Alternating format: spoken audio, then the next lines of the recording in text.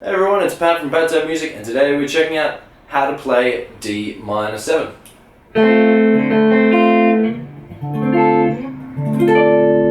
And not only are we checking out how to play D minor 7, but by the end of the video you'll be able to play every minor 7th chord, but we're also going to quickly go into why and what and how it works and why it is actually a D minor 7 and what makes it a minor 7th.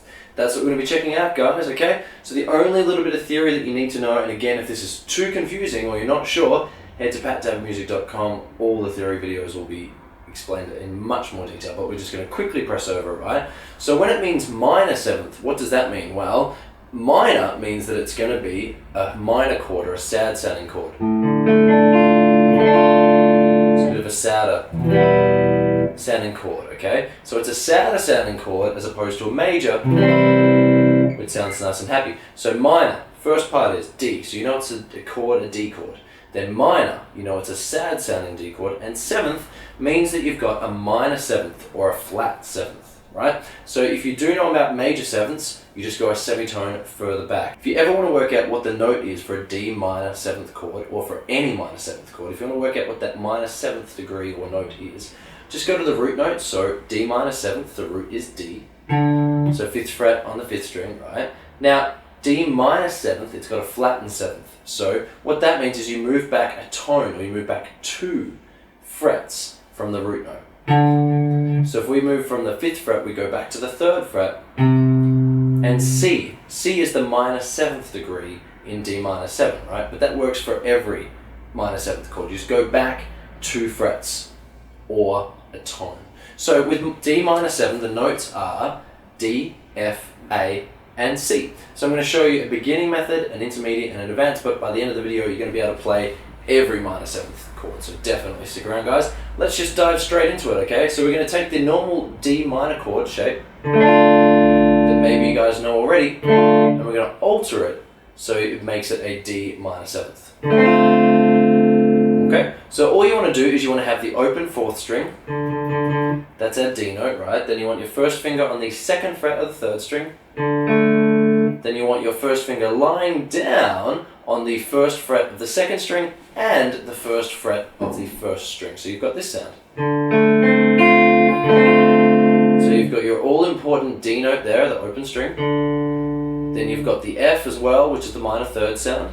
You've also got your A. And then you've got the all-important minor 7th, which is C. All in one chord. Well done, guys, okay? It's an easy way to play D minor 7th. Great job. Now we're going to check out a more advanced version. But if you can play the more advanced version, this is all of the minor 7th chords, movable shape. You can do it, guys. So all you want to do is bar or hold down multiple strings with your first finger from the 10th fret on the 6th string. So hold down all of those strings, and it's going to be a little tricky, but you guys can do it, right? And if you can't, just keep practicing until you build up that strength. And you want your 3rd finger on the 12th fret of the 5th string, and all the other strings, so the 4th, 3rd, 2nd, and 1st, are just held down by that 1st finger. And that's it, guys. That's all of your notes there. D minor 7. And the best thing is, it's that one bar chord shape, right? And it will take a little while to get all the notes clean.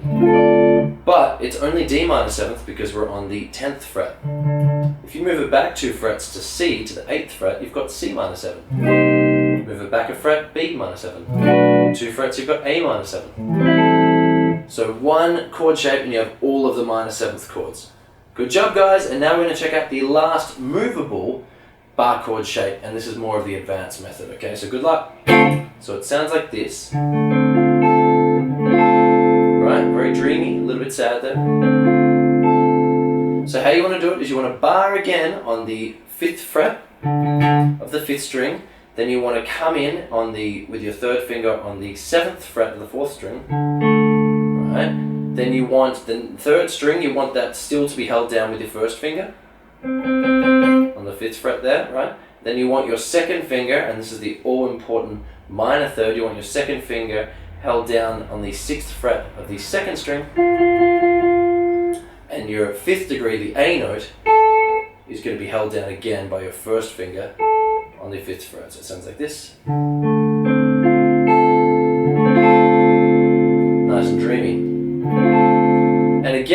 move back 2 frets, you've got C minor 7th. If you move up 2 frets from where you were, you've got E minor 7th. 1 minor 7th chord shape to rule them all. So you've just learned all of the minor 7th chords. Well done, you just move them up and down the neck. Maybe you prefer the sound of this one. Let me know, maybe you like the sound of this one. Or maybe you like the sound of the first beginning method. Completely up to you guys, different voicings. Tell me which one you like, but that's it.